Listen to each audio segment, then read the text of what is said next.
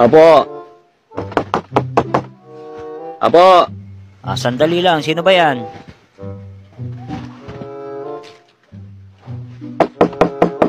Apo. Sandali nga lang eh. Saglit lang. Nasa CR ako. Deliver. Deliver? Wala naman akong deliver ah.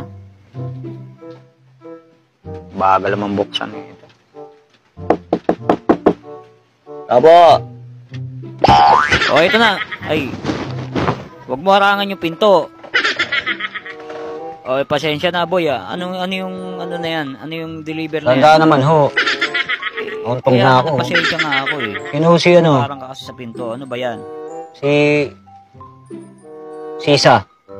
Anak ko ho yan. Hindi ako pumasok. Sige, tuloy ka boy. Sino si Isa? Anak ko nga ho yan. Nag-deliver po. Kaninong deliver yan?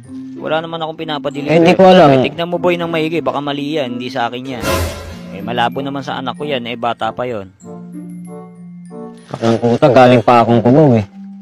Tapos, lollipop ho to. Lollipop? Sino umorder na? Presyo, 2 pesos. Sino magbabayad nito? Malay ko, Sino kanino ba ba yung si Isa? order kasi yan? Lollipop lang yan, tapos 2 pesos. Teka lang, tatanungin ko yung anak ko kung may in-order bang ganyan. O, si Isa, nag-order ka ba ng lollipop? Layo ng ginahe ko. Taga kumuha mo. Pa, mami! Tapos bibili lang kayo ng lollipop sa online. Pasensya ka na, babayaran naman.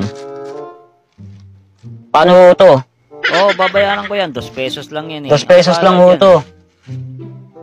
Ba't parang galit ka, kuya? Babayaran naman na nga.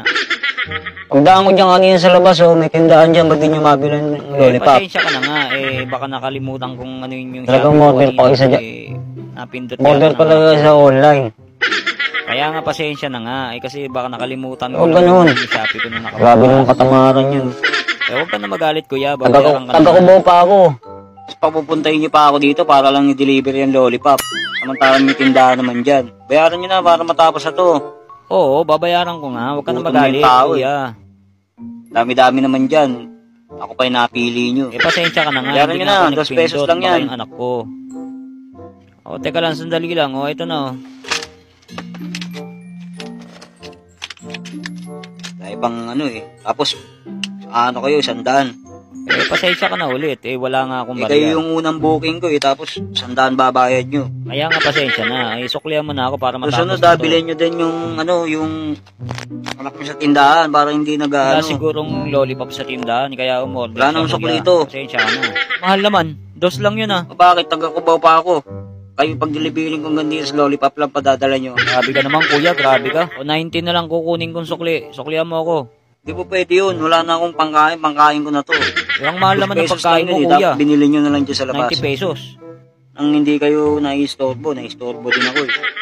So, sunod mag-shopping kayo sa iba ha. Hindi yung sa Shopee kayo, lollipop lang. Diyan na lang, bilan nyo na sa tapat napakatamad nyo naman. Humingi na nga ng pasensya, kuya. Anak mo. Sige, huwag mo ako suklihan. Sa susunod, order ako karayom. Susunod, pag nag-order pa kayo, susungalingal ko na sa mga dalawa. Sabi ka naman, kuya, re-report kita. Mami yung lollipop. Visit ka, sumalingal ko pa sa lalamunan mo. Gago inyo, mga tanga! Gag!